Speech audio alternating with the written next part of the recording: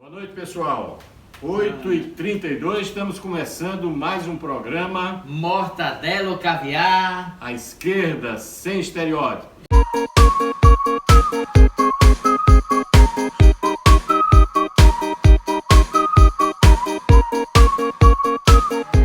E hoje nós estamos recebendo assim uma visita muito especial, né? Uma pessoa que tem Ilustre. se destacado aqui no nosso estado, no Rio Grande do Norte e no Brasil, por que não dizer isso, né? Isso. A Zenaide, né? Mas antes mesmo de começar a falar, é muito importante, Zenaide, a gente perguntar como a gente está ao vivo, né? Como é que está o som, como é que está a imagem, vocês estão recebendo bem aí, como é que está a transmissão, isso é importante, sabe, Isso. Zenaide? Porque para a gente saber, garantir a qualidade, né? Do nosso trabalho. E a gente quer dar boa noite a Zenaide, dizer que é um prazer tê-la aqui, depois dessa difícil agenda que foi conciliar a sua vinda aqui, que a gente sabe que é uma agenda realmente complicada. Você chegou hoje, eu creio que de Brasília, não foi? Foi. E a gente está muito feliz. Ah, quem está feliz sou eu, né? Participar desse programa que já é de um conhecimento de todos, e eu tinha dito, vai chegar uma hora que na quinta-feira eu vou poder fazer parte desse programa com vocês aqui, que é Quem São as Estrelas. Olha aí, tá falando de alegria aí, viu, Alexandre? Então eu queria aproveitar aí, Alexandre, e dizer pro pessoal que eu também fico mais velho, né? Eu também fico mais velho, né? Petrônio está aniversariando, é agora dia 12, não é isso, Petrônio? Dia 12 é meu aniversário, né? Mas, viu, a gente quer convidar, viu, Alexandre, você, quem puder ir, Zenaide, quem quiser participar, né? Nós estamos aproveitando, Zenaide, como é um momento de luta, então nós vamos fazer o nosso aniversário num movimento que é festivo, mas também é de luta, que é o Arraiá da Resistência, que vai ser no dia 9, tá Isso. certo? Aí Sexta, sábado à noite, sábado, né? Com a presença de Isaac Galvão, né? Muito bom. De Carol Benigno, né? Quer dizer, duas atrações fantásticas, né? Todo mundo está convidado. Lá é o meu aniversário e são outras coisas também, Isso. né? É o forró da Resistência, tá? Todo mundo convidado aí. Vai ser dia 9 lá no Acabou Chorar. Para quem não conhece, o Acabou Chorar é um bar que fica na rua daquela boate do antigo Salsa, e tem uma boate muito conhecida, como chama aquela boate que tem medieval lá de Ponta Negra? Taverna Pub. Taverna, pô. Na rua do Taverna, lá um pouco mais abaixo, e é um ambiente muito legal. Tem música ao vivo, tem uma Muita comida muito qualidade, boa, só. muita qualidade, é um ambiente ótimo. Aliás, foi lá que nós lançamos o livro sobre Lula. Mas a gente tem duas notícias. Uma que é muito interessante para revelar o papel da imprensa no Brasil, e a outra que é uma desgraça. Mas a gente vai deixar a desgraça por último, que é para exatamente entrar no tema para a qual convidamos Zenaide, que é o desmonte do Estado brasileiro e as repercussões no Rio Grande do Norte. A notícia importante que teve na semana é que o advogado Tacla Duran depôs na Câmara Federal. Petrônio, você sabe quem é Tacla Duran? Sim, Tacla Duran, inclusive, tem um papel fundamental no processo de esclarecimento do que de fato está acontecendo por trás dessa chamada Lava Jato, né? Uhum. Na verdade, esse rapaz há muito tempo já conseguiu fazer depoimentos em vários países do mundo, né? E Isso. só não Tem que se consegue chamar depor como aqui, né? testemunha, só não é chamado como testemunha no Brasil. Porque a defesa do presidente Lula solicita que ele seja incluído e a Lava Jato nega. Na verdade, Tacla Duran era um advogado da Odebrecht, funcionava como um operador da Odebrecht e foi, entre aspas, cantado pelo advogado Carlos Zuccolotto para que fizesse um acordo onde ele receberia, ele teria 15 milhões em contas no exterior, 5 milhões ficaria para ele, 5 milhões seria entregue por fora ao advogado Carlos Zuccolotto e 5 milhões seriam em multas. Essa é uma acusação aparentemente inocente, mas essa era uma negociação para que a sentença, ou seja, o acordo fosse favorável a Tacla Duran. Como ele tem dupla nacionalidade, ele fugiu do país, ele hoje está morando na Espanha, ele também tem nacionalidade espanhola, mas o mais interessante dessa história é que ele fez essa negociação toda documentada com o advogado Carlos Zuccolotto. E Carlos Zuccolotto, ninguém sabe desse detalhe, é padrinho de casamento do juiz Sérgio Moro, né? E é sócio, até recentemente era sócio da esposa do juiz Sérgio Moro, no escritório de advocacia. É bom lembrar, Alexandre, que a gente não vai aprofundar isso aqui não, mas as pessoas precisam ler e entender isso. É que, na verdade, os caras que têm muito dinheiro, né, sempre aparecem com delações premiadas e com redução significativa das suas penas. Então, essa é que é a questão interessante. As pessoas que realmente aparecem com dinheiro são exatamente as pessoas que estão em suas casas, às vezes com tornozeleira ou não. Né? Mas a notícia não é o depoimento de Tacla Duran. A notícia é a imprensa não ter noticiado o depoimento de Tacla Duran. A imprensa brasileira escondeu o depoimento de Tacla Duran, que foi incisivo e contundente. Pela internet vocês podem assistir, até porque muitos dizem que o depoimento de Tacla Duran, ele simplesmente coloca completamente por terra essa farsa de condenação do presidente Lula. Exatamente. Já que usando a raciocínio, você vê claramente os interesses econômicos por trás disso. Bom, a gente tem mais um tempinho para dar outra notícia, uma notícia importante que hoje, que essa é a notícia que é a desgraça, hoje o governo federal entregou poços do pré-sal a preço de banana. Aliás, a menos de que banana. Saiu o barril de petróleo, segundo a Associação dos Petroleiros, segundo a FUP, o barril de petróleo saiu para as petroleiras adquirentes da zona do pré-sal hoje, no leilão, a 26 centavos de real.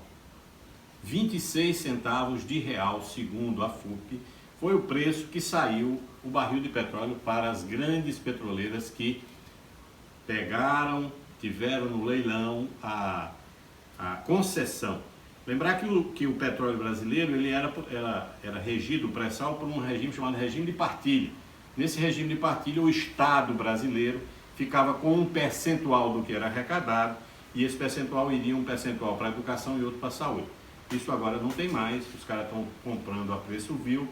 O governo brasileiro vai arrecadar por volta de 3,5 bilhões de dólares. Aproximadamente 100 vezes menos. 100 vezes menos o do valor. que de fato vale, ou pelo menos aproximadamente que valeria esse leilão. Essa é mais uma coisa do desmonte do Estado brasileiro que está acontecendo com esse governo atual.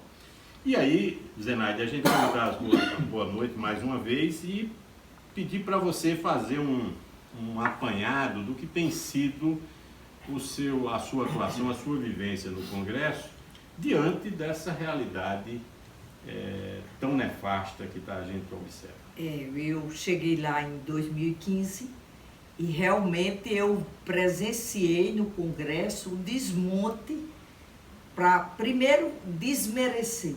Em 2015, o Congresso parou o país, que era para poder mostrar que o governo Dilma era incompetente e teria que tirar. Eles pararam o país, criaram a tal pauta bomba, ou seja, botavam a pauta, dava 70% de aumento a uma categoria e a presidenta vetava, porque um país não podia dar 71%. E assim eles tiraram Dilma, inventando uma pedalada fiscal, que hoje a gente sabe que não tinha nada a ver, quer dizer, a gente já sabia. E eu levei, apesar de ser meu primeiro mandato em qualquer lugar, eu não demorei muito a perceber que existia algo por trás. Então, por isso que eu votei contra o impeachment, porque apesar do pouco tempo, eu tinha certeza que Eduardo Cunha e Temer não era a solução. E a gente está vendo isso aí. Em seguida veio a PEC 241, que a gente chamou da morte para o povo brasileiro, e é da morte. Ali é da morte mesmo. Se transformou numa emenda 95. Nunca nenhum país no mundo botou na sua Constituição que durante 20 anos não ia investir em saúde, educação, segurança pública e assistência social. Nunca houve isso. E essa emenda, ela é tão cruel que mesmo que o país saia da crise, não vai poder, se não derrubar essa emenda 95. Então eu chamo a atenção do povo do Rio Grande do Norte sempre, porque o que a grande mídia mostrou era que ia tirar privilégios. Privilégios nenhum foi tirado de quem tinha. O que foi dito ao povo foi o seguinte: quem votou não adianta dizer, enfeitar. Alexandre, o que foi dito ao povo é o seguinte: você que já morre hoje por falta de recursos, continue morrendo por 20 anos. Vocês que já veem seus familiares e filhos serem assassinados, continue vendo por 20 anos. Com piora, né? Com piora. Em seguida, eles fizeram uma terceirização plena. Ou seja, acabaram com a carreira dos nossos netos, nossos filhos. Eu posso ter um hospital e não ter nenhum servidor, nenhum médico contratado, tudo terceirizado. Aí veio em seguida, acharam pouco, não, agora nós vamos desmontar a CLT, transformando os trabalhadores brasileiros, aquele trabalho intermitente, que aquilo eu vi a vida toda, se contrata 3 horas hoje, 2 horas amanhã, trator e reta escavadeira. Nunca vi se tratar a gente assim, as pessoas nunca vão se aposentar. Ou seja, eu quero dar um exemplo aqui, porque ficam dizendo que não perdeu nada. É claro que perdeu, gente. Eu trabalho num shopping, o dono da loja pode dizer, Zenaide, não venha hoje porque o movimento está fraco.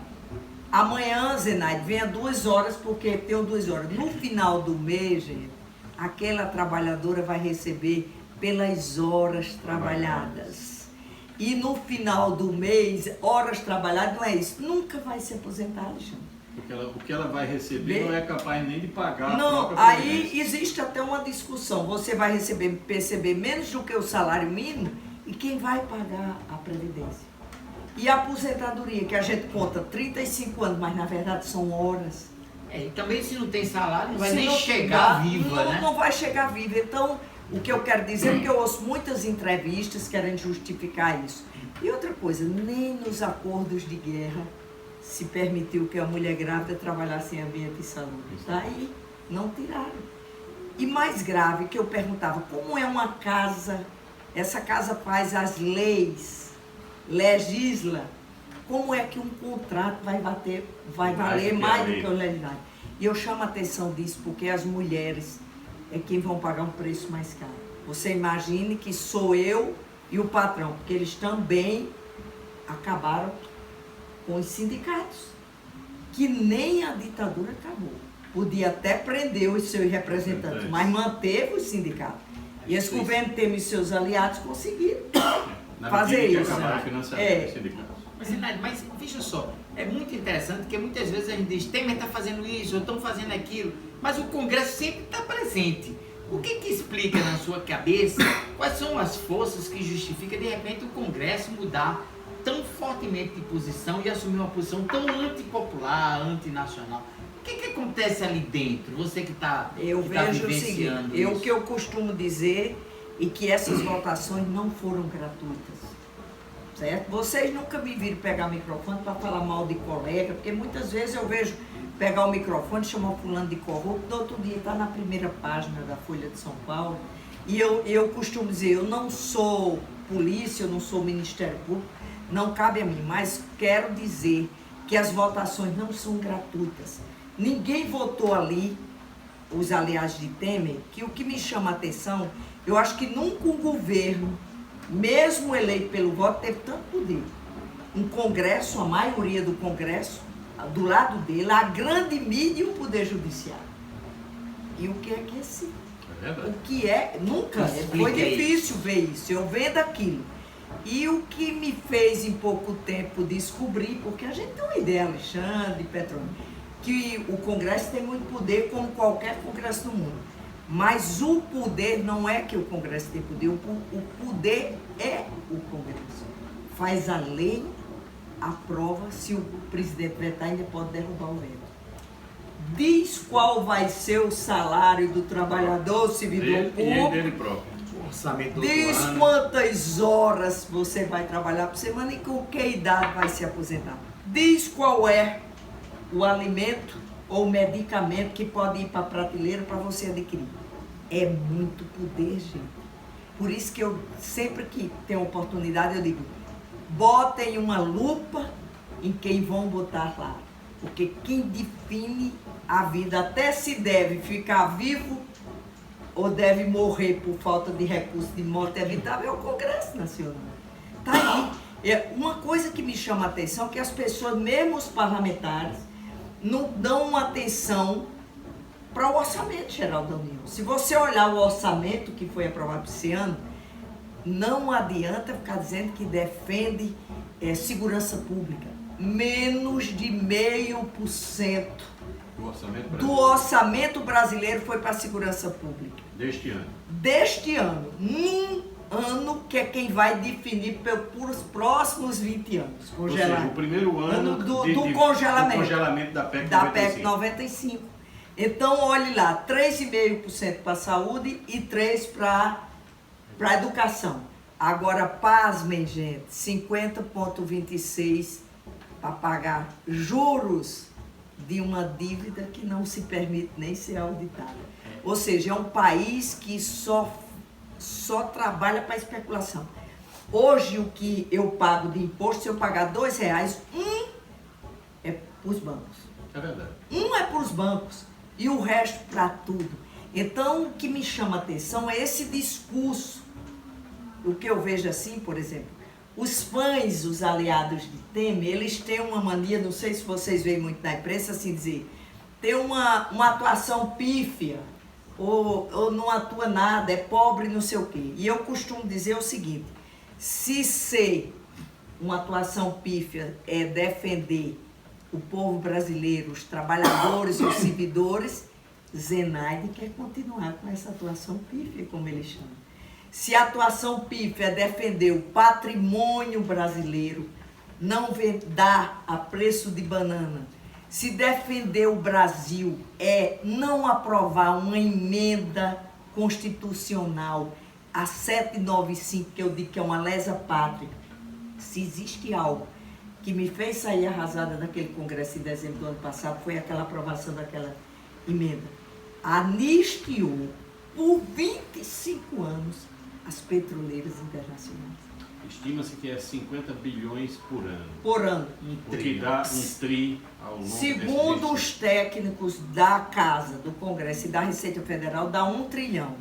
Mas a gente teve uma explicação de Meirelles na época que não era 1 trilhão, só era 800 bilhões. Agora, eu queria dizer... 800 bilhões é pouco dinheiro. É pouco dinheiro. E para quem não tem, né? Para quem não tem. Então, quando diz e com essa visão que querem dar, que o país está falido. Não está, mas se continuarem vão falir. Como é que alguém que está falido abre mão, não é nem para as nossas empresas. A Petrobras está fora disso. Está fora disso. Então, o que é que acontece? Eu queria dizer isso, chama a atenção dos municípios, porque isso é de uma ironia que é demais. Você aprova uma medida dessa, imposto de renda retido na fonte, imposto sobre produto industrializado, imposto sobre importação. Isso aí é 100% do fundo de participação do Estado do município. Gente, quando eu digo 100% do fundo de participação, é dinheiro retirado desde 1º de janeiro da saúde, da educação, da segurança pública e assistência social do povo brasileiro. A gente pode dizer com todas as letras que, na verdade, o governo está tirando do fundo de participação dos municípios, que é quem faz a gestão da vida das pessoas, para dar dinheiro a Shell, British Petróleo e etc. Exatamente. Mas os parlamentares que aprovaram, porque Temer propõe, mas é o Congresso que aprova, eles chegam nesses próprios municípios porque votam nisso, por vantagens pessoais, e recebem, além disso, algumas emendas a mais. Então eles chegam lá, dão uma ambulância, um gabinete dentário, quando na verdade tiraram dos municípios bilhões de reais que eles receberiam naturalmente se precisar de apadrinhamento em Brasília. Dava para comprar muitas ambulâncias. Dava para dar uma vida melhor ao povo. Pessoas. Então é isso que eu vejo lá e que me deixa indignada. E dizer o seguinte, que eu gosto de conversar sobre isso para não dizer que eu voto para parecer que estou votando diferente. Eu sou uma dona de casa, antes de sou médica, sou mãe, sou avó, e eu costumo dizer, olha, eles dão tão pouco valor ao capital produtivo, porque eles também estão acabando com nossas empresas. E eu digo o seguinte, nunca um país no mundo saiu de uma crise sem o maior investidor, que se chama Estado, governo, investir, você já ouviu? Não. E como se cita muitos americanos quando quer, só copia o que é ruim de lá. Então eu costumo dizer o que é bom pra lá. O que é bom pra lá, mas você disse bem, o que é bom pra lá. Mas eu me lembro de uma frase que eu digo lá, Henry Ford, capitalista grande, ele dizia o seguinte: os melhores compradores têm que ser os nossos trabalhadores. Por isso que tem que ganhar salários dignos. Claro. O que é que esse governo vê? Na contramão, você assume um país onde mais de 60 mil pessoas são assassinadas, onde morre outro tanto de morte evitável, nas filas e corredores de hospitais, que eu sou médico e você sabe, nós três aqui, né? Aqui dá para fazer uma junta mesmo. Então, o que é que acontece? Aí você, o que é que você faz? Tira o poder de compra do trabalhador. Ontem mesmo estava discutindo que eles vão reduzir o salário mínimo. E eu digo até o seguinte, Alexandre. Eu digo, eu tive uma educação de qualidade entre Jardim de Piranhas e Caicó, que Caicó nos dava uma educação para todo o Siridó.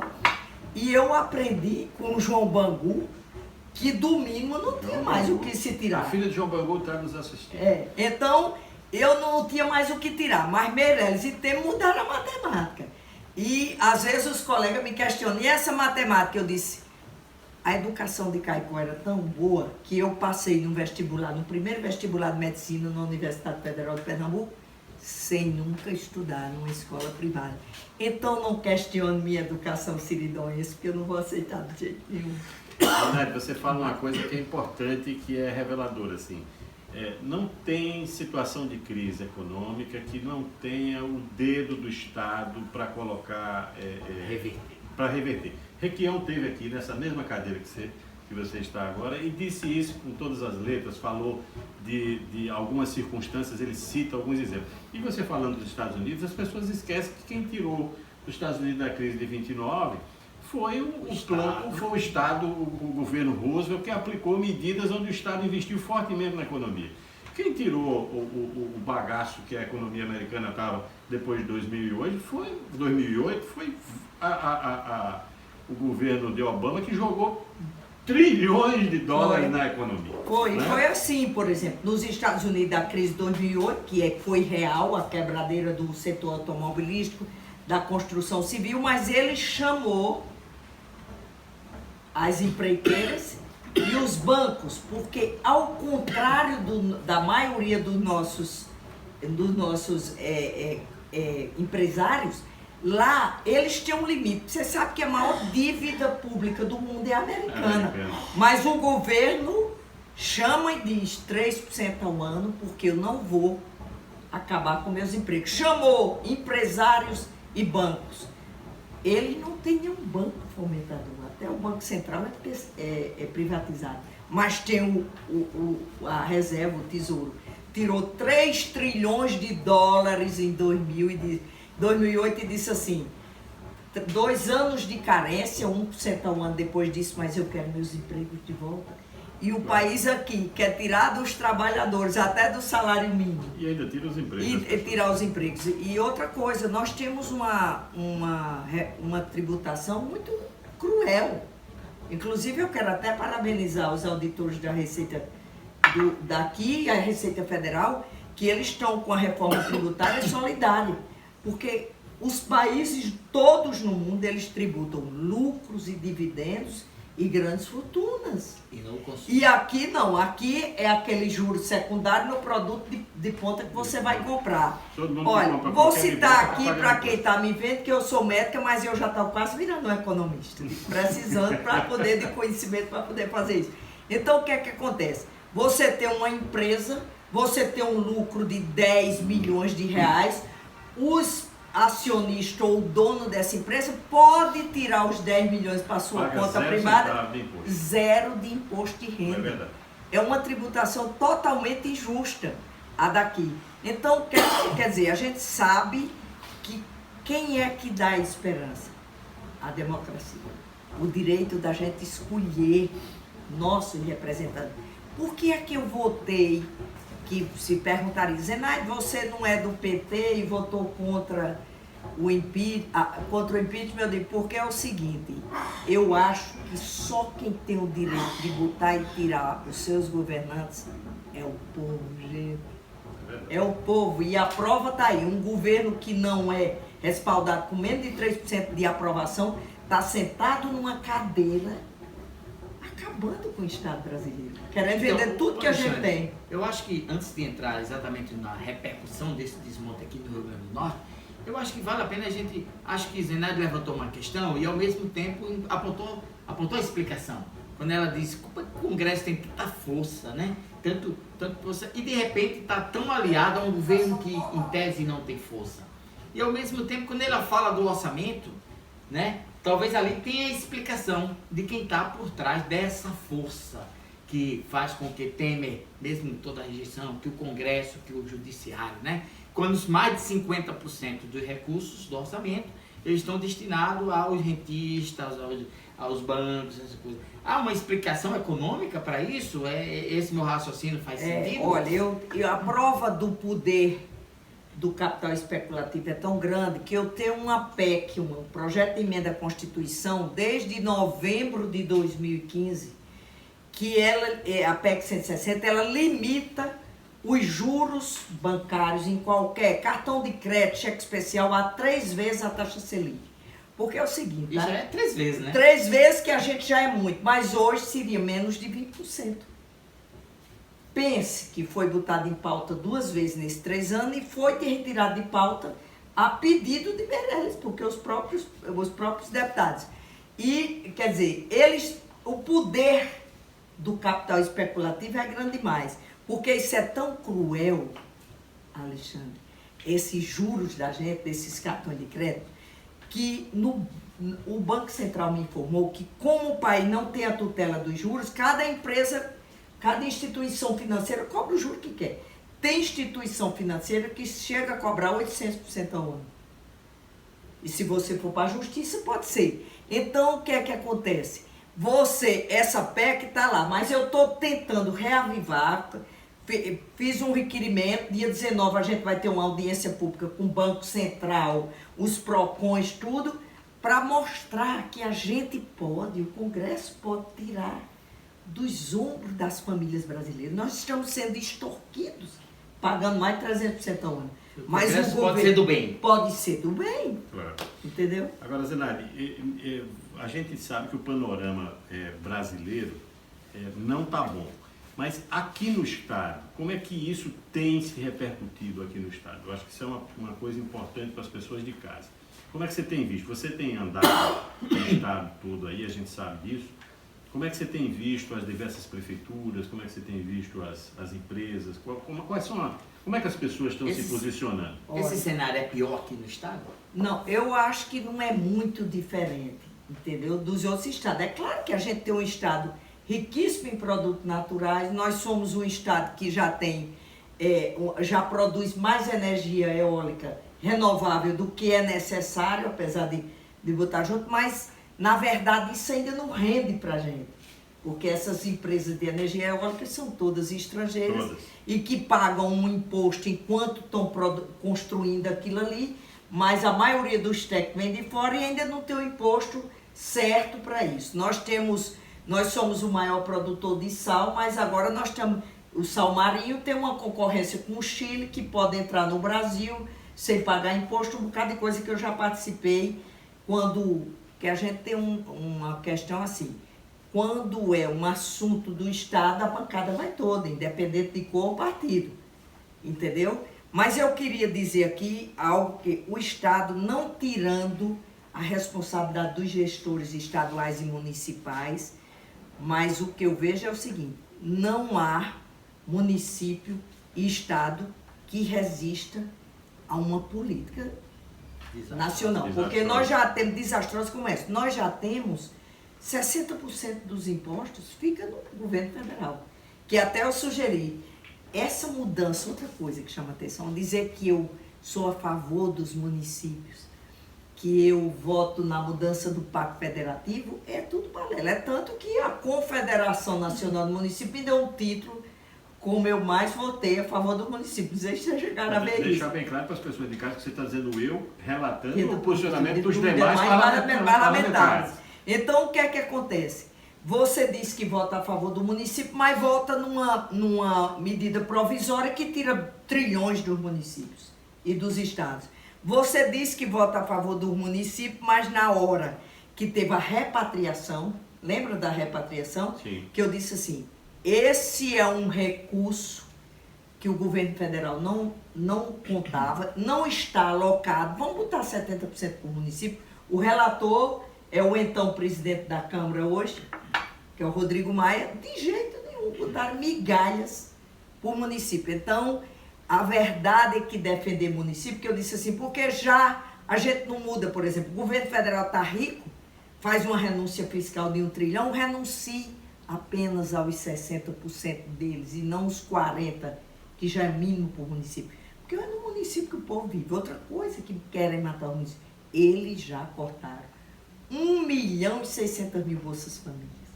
Aqui no estado do Rio Grande do Não, Norte, no Brasil no inteiro. Brasil. 1.600.000 Bolsas Famílias. Impacto Gigante, Grande, gigantesco. porque se você for analisar a maioria dos pequenos e médios municípios, quando soma Bolsa Família e aposentadoria rural, é maior do que o fundo de participação, que é quem gira.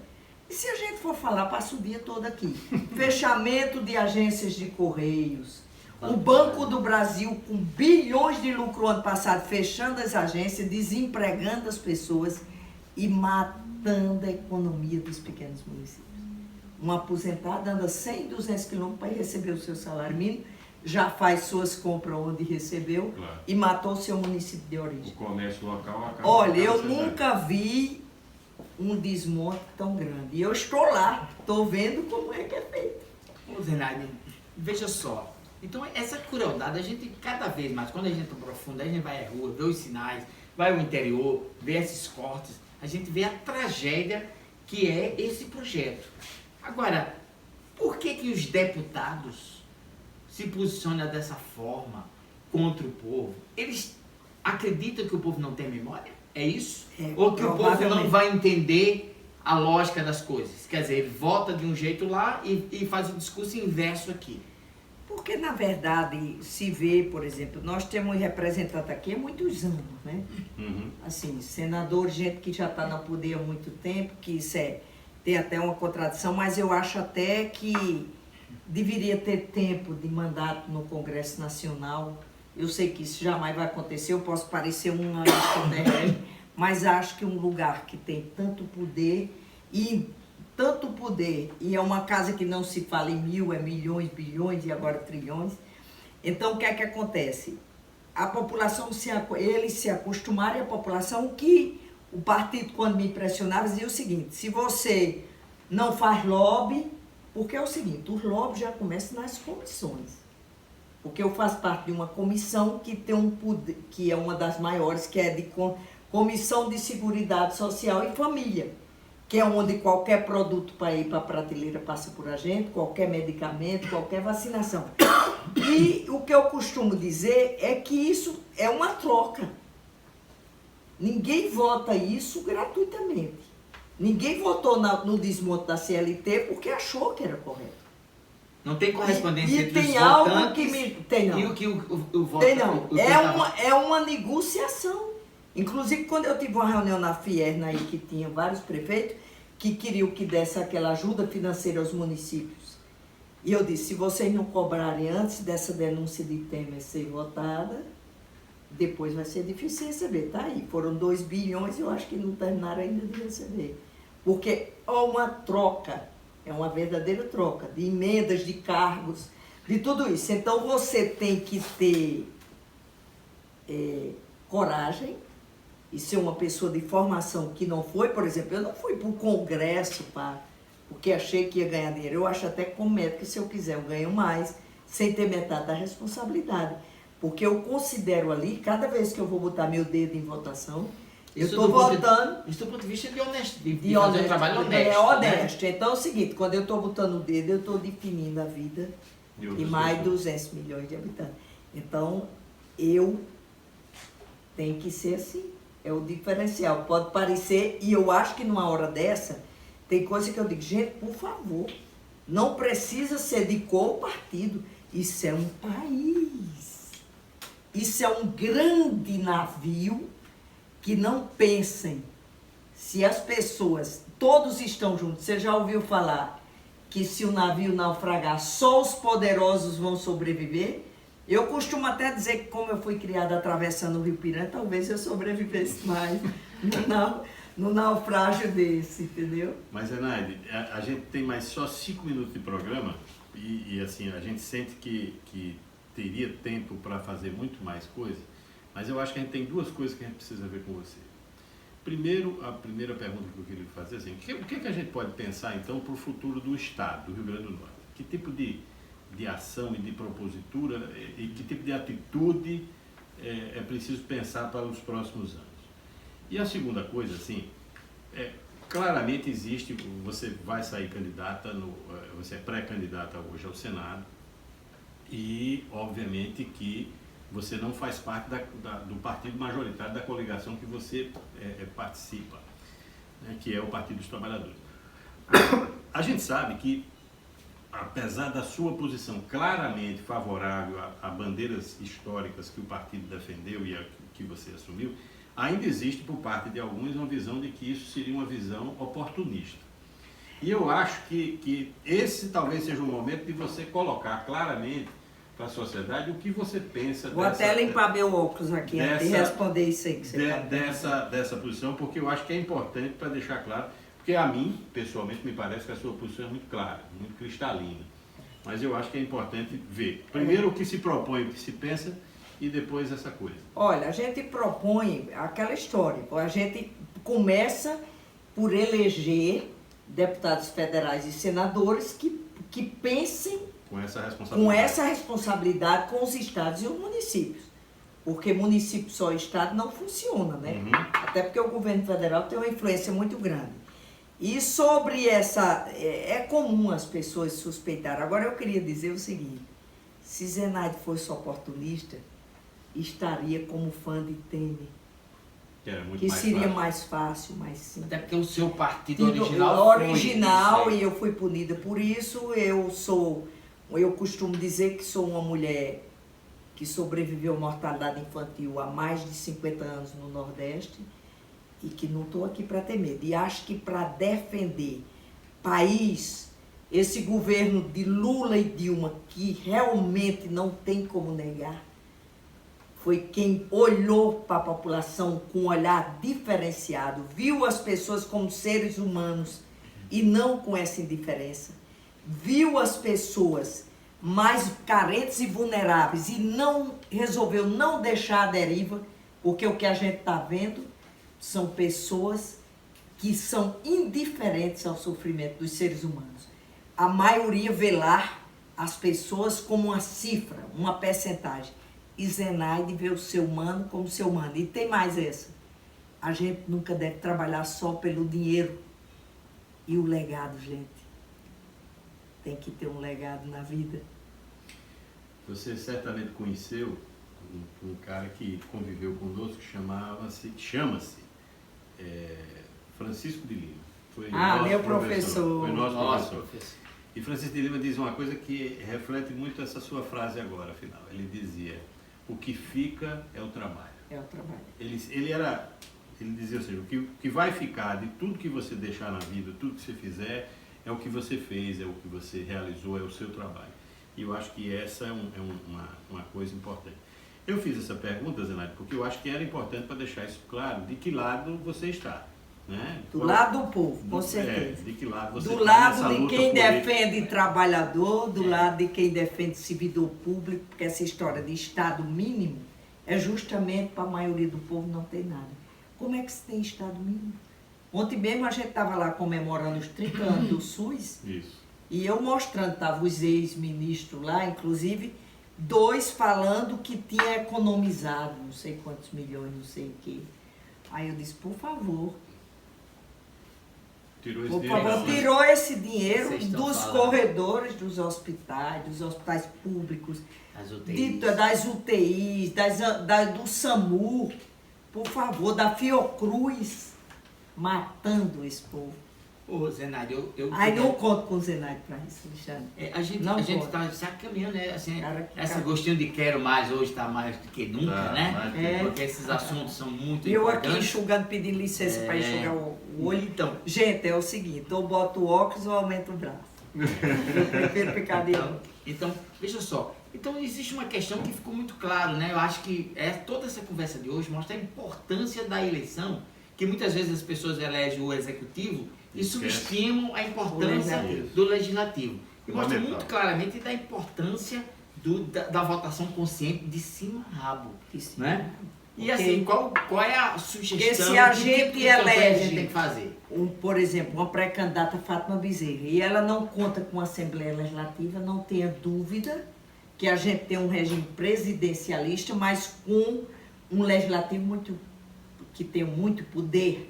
É a mesma coisa o presidente da República. Se a gente eleger e deixar o mesmo Congresso, que eu queria chamar a atenção aqui de algo, a grande mídia fica dizendo que não bote políticos, bote só empresários, nada contra empresários, mas o que a gente vê é que são grupos que é quem mais tira direito dos trabalhadores.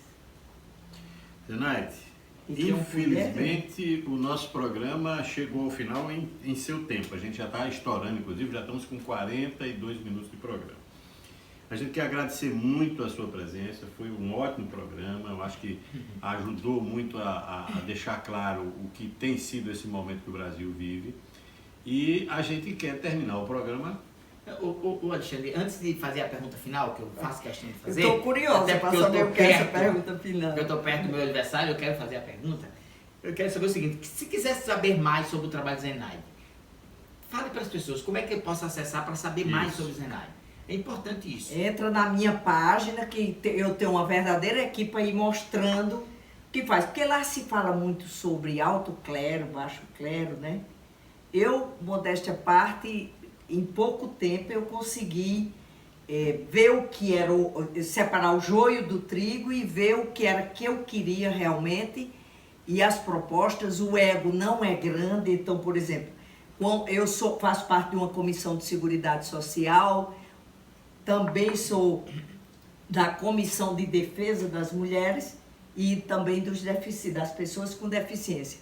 Então, o que é que eu fiz quando a gente criou essas comissões? Procurei saber na casa quais os projetos de leis que já estavam para a gente relatar o máximo. E, por exemplo, das pessoas com deficiência, eu tenho orgulho de várias relatorias que eu consegui aprovar, mas eu me emocionei muito com os 5% de cota para os deficientes nos processos seletivos das universidades federais e dos IEFs.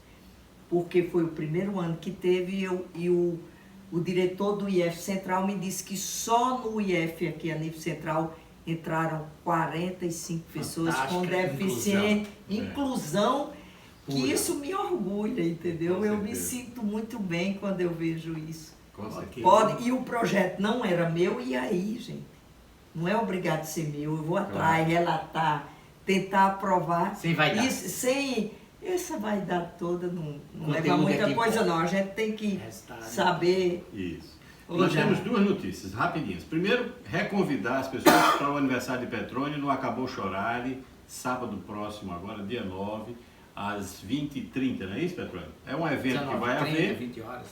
Vai haver um evento lá, que é o Arraial da Resistência, e Petrônio vai estar aniversariando lá. E aí é interessante que todo mundo que puder ir participar, que vai ser um bom momento de confraternização.